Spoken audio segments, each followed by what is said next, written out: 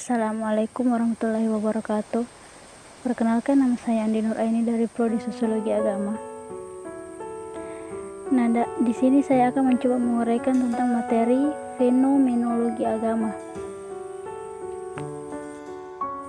Nah, yang pertama coba saya jelaskan yaitu kita mulai dari kata fenomenologi. Nah, apa sih itu fenomenologi?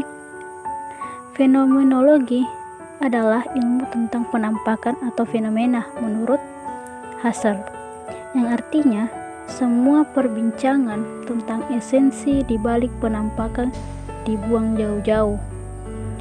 Di mana dalam bahasa Yunani, fenomenologi terbagi menjadi dua arti atau dua kata, yaitu kata painomai berarti menampakkan diri dan kata logos yang berarti akal budi. Nah, fenomenologi menepis semua yang mengintervensi pengalaman konkret manusia, sehingga menyebabkan fenomenologi dikenal dengan cara filsafat yang radikal. Langkah pertama dari fenomenologi ini yaitu adalah menghindari semua konstruksi dan asumsi seperti yang saya sebutkan di atas. Artinya, semua penjelasan tidak boleh dipaksakan sebelum pengalaman menjelaskannya sendiri dari dalam pengalaman itu sendiri. Agama dan fenomenologi.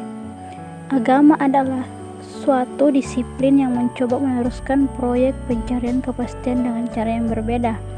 Nah, disambung dengan pengertian fenomenologi tadi, jadi fenomenologi agama itu memperlihatkan pandangan sistematik dari fenomena-fenomena agama, kemudian menarik fakta dan fenomena yang sama dari agama yang berbeda, kemudian dikumpulkan dan dipelajari per kelompok dengan tujuan untuk memperoleh pandangan yang lebih dalam dan seksama serta memperjelas data satu sama lain.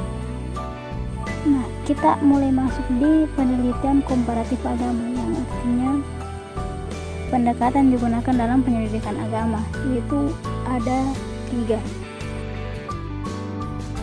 Yang pertama yaitu antropologi agama.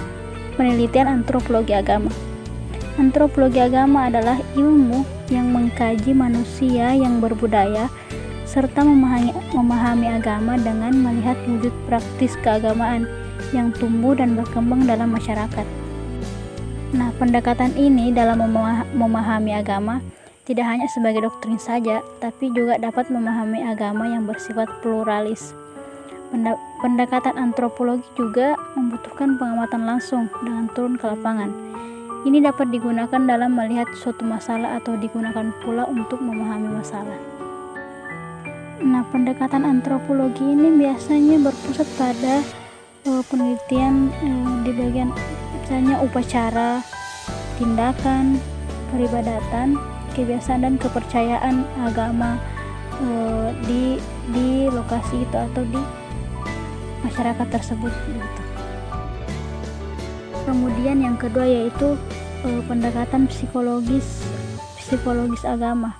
Nah, psikologis agama ini melihat adalah seberapa berpengaruhnya agama terhadap sikap, tingkah laku seseorang yang tidak dapat dipisahkan dari keyakinannya. Karena itu masuk dalam konstruksi kepribadiannya dan seberapa besar pengaruhnya terhadap tingkah laku hidup pada umumnya. Pendekatan psikologi agama ini berpusat pada peran religius dan budi si pelaku agama, kemudian cara berpikir, bereaksi, bersikap, serta bagaimana agama ini sebagai sumber ketenangan bagi yang menjalani agama tersebut. Berbeda dengan pendekatan-pendekatan sebelumnya, pendekatan psikologis agama ini memiliki 3 metode, yaitu pendekatan struktural, di mana pendekatan ini mempelajari pengalaman seseorang dan introspeksi diri. Kemudian pendekatan kedua dalam pendekatan psikologi yaitu pendekatan fungsional, yang dimana pendekatan fungsional ini untuk mempelajari bagaimana agama berpengaruh pada tingkah laku individu, yang artinya bagaimana agama ini berpengaruh pada tingkah laku seseorang dan perilakunya begitu. Kemudian Kemudian yaitu pendekatan psikoanalisis. Nah, psikoanalisis ini itu pengaruh agama terhadap kepribadian individu yang berhubungan dengan pikiran, perilaku, dan penyakit jiwa. Nah, yang tadi kan pendekatan fungsional itu tentang tingkah lakunya. Kemudian kalau pendekatan psikoanalisis ini lebih ke jiwanya atau pikirannya begitu. Kemudian yang terakhir yaitu dari pendekatan perspektif sejarah. Nah, kalau dari pendekatan perspektif sejarah ini yang artinya kita meninjau masalah itu dari kacamata sejarah. Kemudian dalam perspektif sejarah ini kita harus mengetahui kapan, di mana, sebab, dan siapa yang terlibat dalam peristiwa tersebut. Kelebihan dari perspektif sejarah ini adalah dapat menyajikan secara detail dari situasi sejarah tentang sebab akibat dari suatu persoalan agama. Nah, sumber dari sejarah ini atau sumber dari informasi yang akan kita dapatkan dari perspektif sejarah yaitu dokumen tertulis. Misalnya dokumen tertulis itu termasuk Al-Quran, hadis. Nah, itu bisa dijadikan sebagai sumber sejarah. Kemudian artefak, kemudian sumber lisan. Nah, sumber lisan itu seperti ajaran-ajaran atau informasi-informasi dari mulut ke mulut. Kemudian yang ketiga itu asbabun nusul. Nah, asbabun nusul ini di sini dimaksudkan yaitu sebab terjadinya suatu masalah. Nah, dengan mengetahui sebab terjadinya, kita akan mengetahui kisah di balik masalah tersebut. Kemudian yang kelima yaitu misinterpretasi. Nah, kemudian yang ingin saya bahas selanjutnya yaitu teori-teori sebab munculnya agama atau asbabun nusulnya munculnya sebuah agama, tapi dipandang dari teori-teori yang datang dari para filsufnya. Adapun yang ingin saya bahas di sini yaitu ada 3 teori, yaitu teori ketidaktahuan, teori ketakutan, dan teori dalil psikologi. Teori pertama yaitu teori ketidaktahuan. Teori ketidaktahuan ini berasal dari filsuf Bertrand Russell dan Herbert Spencer.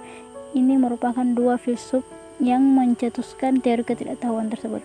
Yang pertama itu teori ketidaktahuan adalah di mana agama muncul ketika manusia dalam kondisi tidak berdaya.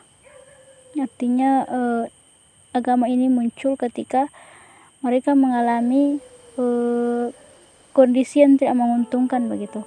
Kemudian yaitu agama muncul ketika terdapat hal-hal misterius yang tidak diketahui, atau mereka mendapatkan peristiwa yang tidak bisa mereka temukan jawabannya, tidak bisa mereka temukan sebab akibat nih kenapa hal ini terjadi. Artinya ya seperti itu tadi, misterius. Kemudian yaitu agama tampil ketika terjadinya kemerosotan sosial. Kemudian teori kedua yaitu teori ketakutan. Teori ketakutan ini juga pencetusnya yaitu Bertrand Russell. Maksudnya teori ketakutan di sini adalah dalam agama berisi ancaman-ancaman bagi pendosa atau dan menghindarinya dengan tunduk pada perintah dan menjauhi larangannya. Seperti misal dalam Islam misalnya melakukan kejahatan, artinya ketika kamu melakukan kejahatan maka kamu akan mendapatkan neraka, melakukan kebaikan maka akan mendapatkan surga. Nah, ini yang dimaksudkan dalam teori ketakutan tersebut, yang artinya jika kamu ingin terhindar dari neraka maka harus menghindari semua larangan yang ada dan tunduk akan perintahnya. Teori ketakutan ini dalam agama Masehi mendorong manusia untuk tidak takut dengan kematian dengan cara harus menguatkan pegangan pada keyakinan.